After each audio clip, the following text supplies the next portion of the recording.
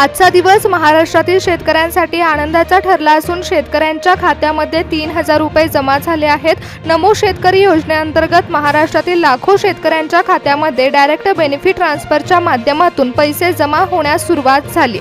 शेतकरी योजनेचे पैसे 2,000 रुपये खात्यामध्ये येणार म्हणून शेतकरी आतुरतेने वाट पाहत होते, परंतु वाढीव 1,000 रुपये शेतकऱ्यांच्या खात्यामध्ये जमा होत असून 3,000 रुपयाची एकूण रक्कम शेतकऱ्यांच्या खात्यात जमा झाली।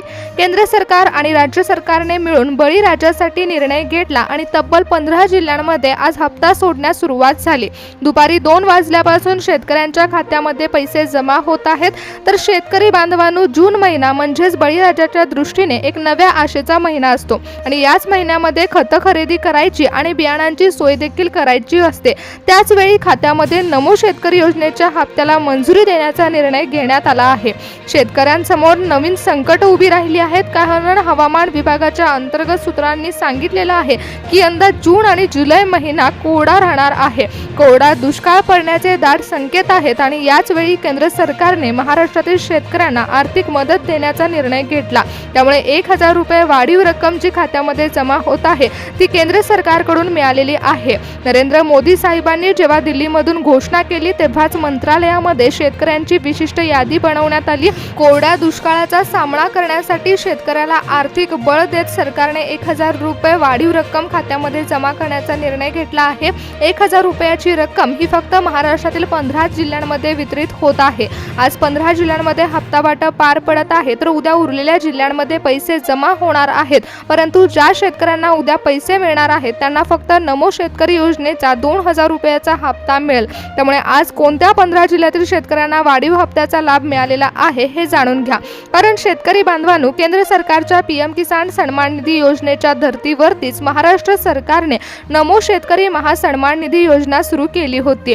या योजनेचा मुख्य उद्देश हाच होता की पीएम किसानचे वर्षाला 6,000 रुपये मिळतात, तर राज्य सरकारचे 6,000 रुपये मिळतील, असे मिळून शेतकऱ्याला एकूण 12,000 रुपयाची आर्थिक मदत मिळावी।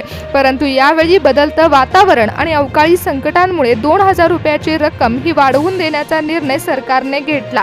केंद्र सरकारने यावेळी सरकारला थेट निधी मंजूर केला असून केंद्र सरकारकडूनच 1,000 रुपये पाठवण्यात आले। त्यामुळे सध्याच्या आसमानी संकटामुळे बळीराजाला आर्थिक मदत ही मोलाची ठरली। यामध्ये जेव्हा कृषी खात्याची बैठक झाली त्यावेळी विशिष्ट यादी देखील जाहीर झाली। जे 15 जिल्हे समाविष्ट करण्यात आलेले आहेत त्या जिल्ह्यांचे 2 भागांमध्ये विभाजन करण्यात आले। पहिले 7 जिल्हे आहेत ते महाराष्ट्रातील सर्वाधिक उत्पादन घेणारे जिल्हे आहेत, तर उरलेले 8 जिल्हे हे मध्यम स्वरूपाचं पीक घेतले जाणारे आहेत। यामध्ये निकष यादीनुसार डायरेक्ट बेनिफिट ट्रान्सफरच्या माध्यमातून पैसे खात्यावर जमा होत आहेत। निसर्गाचं संकट लक्षात घेऊन कोरड्या दुष्काळाच्या इशाऱ्याने कृषी विभागाच्या सल्ल्याने जिल्ह्यांची यादी बनवण्यात आली आहे आणि त्यानुसार शेतकऱ्यांच्या खात्यामध्ये 3,000 रुपये जमा झाल्याचा मेसेज शेतकऱ्यांना येत आहे। जेव्हा बळीराजा पूर्णपणे संकटात सापडला होता तेव्हाच शासनाने या विशिष्ट यादीद्वारे थेट खात्यामध्ये 3,000 रुपये पाठवून शेतकऱ्याला सर्वात मोठा आधार दिला। आज ठीक 2 वाजता खात्यामध्ये पैसे जमा झाल्याचा मेसेज आला आणि अनेकांनी सांगितलं होतं की नेहमीप्रमाणेच 2,000 रुपये मिळतील, परंतु जेव्हा बँकेमधून 3,000 रुपये जमा झाल्याचा मेसेज आला तेव्हा घराघरात आनंदाचं वातावरण तयार झालं। कारण जून आणि जुलैमध्ये कोरडा दुष्काळ पडेल अशी भीती होती। हाताशी पैसा आल्यामुळे आता योग्य वेळेमध्ये चांगल्या दर्जाची पेरणी शेतकरी करू शकेल। कृषी खात्याने जी विशिष्ट यादी तयार केली होती ती अचूक होती, त्यामुळे थेट गरजू आणि पात्र शेतकऱ्यांच्या खात्यामध्ये वितरण सुरू झालंय। शेतकरी बांधवांनो, 1,000 रुपये केंद्र सरकारकडून वाढवून मिळालेले आहेत। त्यामुळे शेतकऱ्याच्या सुकलेल्या शेताला मिळालेल्या पहिल्या पावसाच्या थेंबासारखा 1,000 रुपयाचा निधी मोलाचा ठरणार आहे। बळीराजा खुश झाला असून सरकारने दिलेली 3,000 रुपयाची मदत ही शेतीच्या कामासाठी उपयुक्त ठरेल। 3,000 रुपये आज खात्यावर जमा झाले आहेत आणि तो अचानक आलेला निधी नाही आहे, तर यामध्ये एका प्रशासकीय पातळीवर मोठं नियोजन चालू होतं। यंदाच्या अवकाळी चक्रव्यूहामध्ये अडकलेल्या शेतकऱ्याला बाहेर काढण्यासाठी 3 जून 2026 रोजी राज्य सरकारने नमो शेतकरी योजनेचा अख्खा निधी मंजूर केला। कृषी खात्याला तत्काळ वितरणाचे आदेश देखील दिले होते आणि त्यानंतर केंद्र सरकारच्या कृषी मंत्रालयाने 10 जून 2026 रोजी विशिष्ट निधीची घोषणा करून महाराष्ट्रासाठी अतिरिक्त निधी मंजूर केला। अखेर संपूर्ण कागदपत्रांची पूर्तता करूनच आज ठीक 2 वाजता डीबीटीच्या एका क्लिकद्वारे पैसे थेट शेतकऱ्यांच्या खात्यामध्ये जमा झाले आहेत। या संपूर्ण प्रक्रियेवरती लक्ष ठेवून असणारे कृषी मंत्र्यांनी शेतकऱ्यांना धीर देत एक महत्त्वाचं विधान केलं। कृषी मंत्री म्हणाले आहेत की यंदाचा अवकाळी पाऊस आणि जून-जुलै महिन्यातील कोरड्या दुष्काळाचं सावट पाहता सरकार बळीराजाला आर्थिक मदत देत आहे। कृषी खात्याने रात्रंदिवस काम करून विशिष्ट यादी तयार केली आहे, त्यामुळे एकही पात्र शेतकरी या लाभापासून वंचित राहणार नाही।